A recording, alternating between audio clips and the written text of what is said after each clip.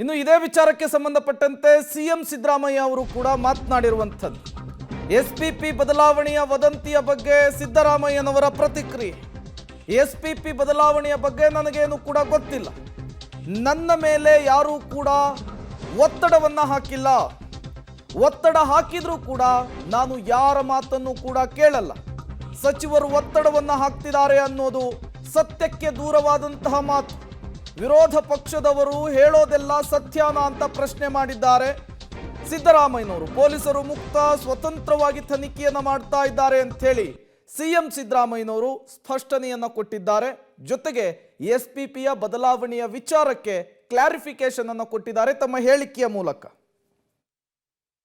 ದೂರವಾದದ್ದು ನನಗೇನು ಗೊತ್ತಿಲ್ಲ.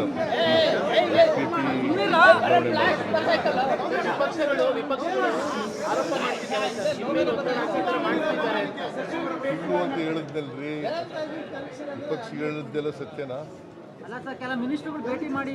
ಯಾರು ಇಲ್ಲ ಅಂತ ಹೇಳಿದ್ಮೇಲೆ ಪುನಃ ಅದೇ ಪ್ರಶ್ನೆ ಕೇಳ್ತಾರೆ.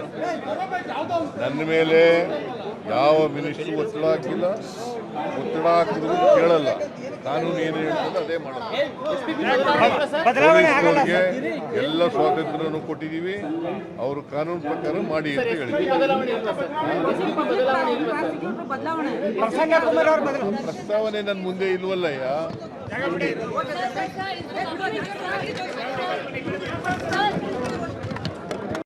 ಸತ್ಯಕ್ಕೆ ದೂರವಾದದ್ದು ನನಗೇನು ಗೊತ್ತಿಲ್ಲ.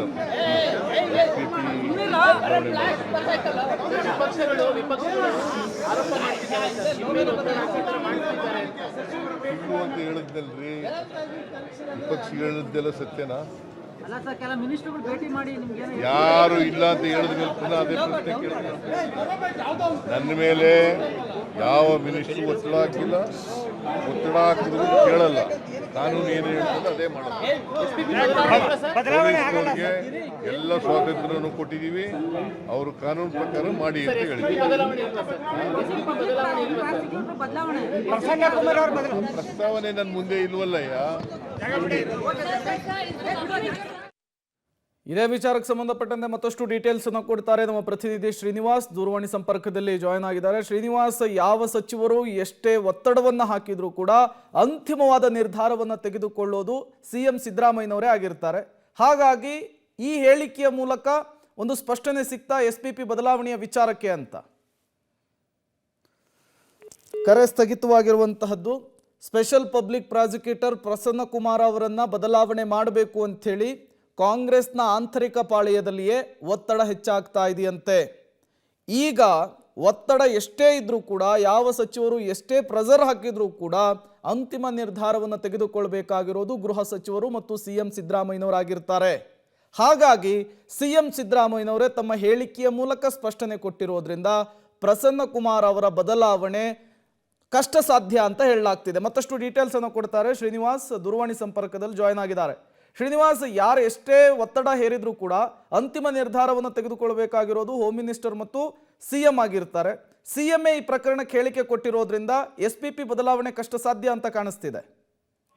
ಪ್ರೇಮ್, ಹೌದು. ಸಿಎಂ ಸಿದ್ದರಾಮಯ್ಯನವರು ದರ್ಶನ್ ಕೇಸ್ನಲ್ಲಿ ಎಸ್ಪಿಪಿ ಬದಲಾವಣೆ ಆಗುತ್ತೆ ಅನ್ನುವಂತ ಚರ್ಚೆಗಳಿಗೆ ಇತಿಶ್ರೀಯಾಡಿದ್ದಾರೆ.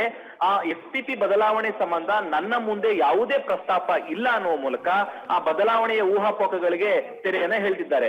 ಎರಡನೇದು, ಸಿಎಂ ಮೇಲೆ ಅನೇಕ ಸಚಿವರು ಮತ್ತೆ ಶಾಸಕರು ಒತ್ತಡವನ್ನ ಹಾಕ್ತಿದ್ದಾರೆ ಅನ್ನುವಂತಹ ಸುದ್ದಿಗಳು ಕೂಡ ಬಂದಿತ್ತು. ಸೊ ಅದಕ್ಕೂ ಕೂಡ ಸಿಎಂ ಅವರು ಪ್ರತಿಕ್ರಿಯೆಯನ್ನ ಕೊಟ್ಟಿದ್ದಾರೆ. ನನ್ನ ಮುಂದೆ ದರ್ಶನ್ ಕೇಸ್ನ ವಿಚಾರವಾಗಿ ಯಾವುದೇ ಶಾಸಕರು ಮಂತ್ರಿಗಳು ಒತ್ತಡವನ್ನ ಹಾಕಿಲ್ಲ. ಒಂದ್ ವೇಳೆ ಒತ್ತಡ ಹಾಕಿದ್ರು ಕೂಡ ನಾನು ಅದಕ್ಕೆ ಬೆಲೆ ಕೊಡೋದಿಲ್ಲ ಅನ್ನುವ ಮೂಲಕ ಕಾನೂನಾತ್ಮಕವಾಗಿ ಏನ್ ಕ್ರಮ ಆಗ್ಬೇಕು ಅದಾಗುತ್ತೆ ಅನ್ನುವಂಥದ್ದನ್ನ ಸ್ಪಷ್ಟಪಡಿಸಿದ್ದಾರೆ.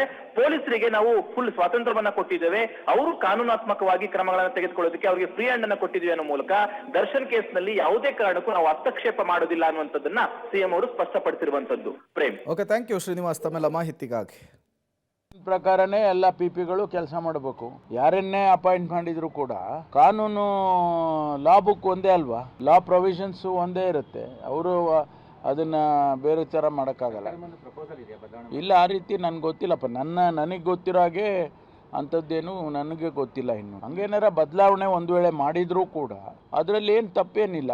ಅದನ್ನ ಒಂದು ವೇಳೆ ಆ ರೀತಿ ತೀರ್ಮಾನ ತಗೊಂಡ್ರೆ ರೀಸನಿಂಗ್ ಇಟ್ಕೊಂಡೇ ಮಾಡಿರ್ತಾರೆ. ನನಗೆ ಗೊತ್ತಿದ್ದಂಗೆ ಯಾವ ಒತ್ತಡನೂ ಯಾವ ಇದು ಬಂದಿಲ್ಲ. ಆಮೇಲೆ ನಮ್ಮ ಮುಖ್ಯಮಂತ್ರಿಗಳು ಒತ್ತಡಕ್ಕೆ ಮಣಿಯೋರು ಅಲ್ಲ.